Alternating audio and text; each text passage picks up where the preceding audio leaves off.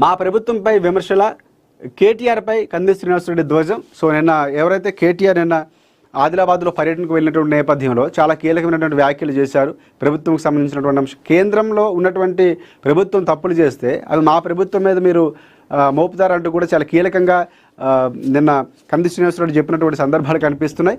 దాంతోపాటుగా ఇంకొన్ని అంశాలు కూడా ఆయన మాట్లాడారు. ప్రభుత్వానికి సంబంధించి ప్రభుత్వంలో ఉన్నటువంటి అంశాలు ఏవైతే ఉన్నాయో సో ఆ అంశాల్లో చాలా కీలకంగా కనిపిస్తున్నటువంటి అంశంగా మనం దీన్ని చెప్పుకోవచ్చు.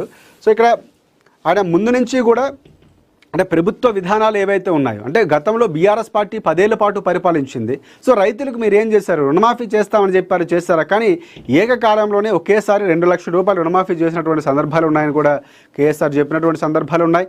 దాంతోపాటుగా ప్రభుత్వం అంటే మా ప్రభుత్వం కృతనిశ్చయంతో ఉంది, ఇచ్చిన మాట నిలబెట్టుకున్నాం, రుణమాఫీ చేసినటువంటి సందర్భాలు మీరు రుణమాఫీ మాట ఇచ్చారు, చేయలేదన్నటువంటి అంశాలు కానీ రైతులకు సంబంధించినటువంటి ప్రతి సమస్యని కూడా కాంగ్రెస్ ప్రభుత్వం ముందు నుంచి అప్పుడు రైతులకు చేసింది మేమే, ఇప్పుడు చేసింది కూడా మేమే అని చెప్పినటువంటి సందర్భాలు కనిపిస్తున్నాయి.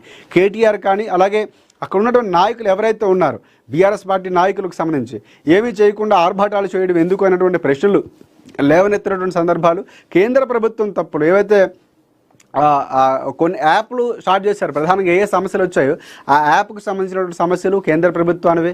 ఇప్పుడు జరుగుతున్నటువంటి కొనుగోలు విషయంలో తేమ శాతానికి సంబంధించినటువంటి అంశాలు కానీ కేంద్ర ప్రభుత్వానివే. సో అవన్నీ సమస్యలన్నీ కూడా కేంద్రంపై ఉంటే రాష్ట్ర ప్రభుత్వంపై ఎందుకు నెపం నెట్టుతున్నారన్నటువంటి ప్రశ్నలు కూడా అక్కడ కంది శ్రీనివాసరెడ్డి నిన్న లేవనెత్తారు. సో సూటిగానే ఆయన ప్రశ్నలు సంధించినటువంటి సందర్భాలు కనిపిస్తున్నాయి. కాబట్టి కేంద్ర ప్రభుత్వం ఉన్న తప్పులు ఇక్కడ సమస్యలే లేకుండా, సమస్యలకు అవకాశం లేకుండా ప్రభుత్వం పనిచేస్తుంది, వీలైతే సలహాలు ఇవ్వండి అని కూడా హితవు పలికినటువంటి సందర్భాలు కంది శ్రీనివాసరెడ్డి కనిపిస్తుంది.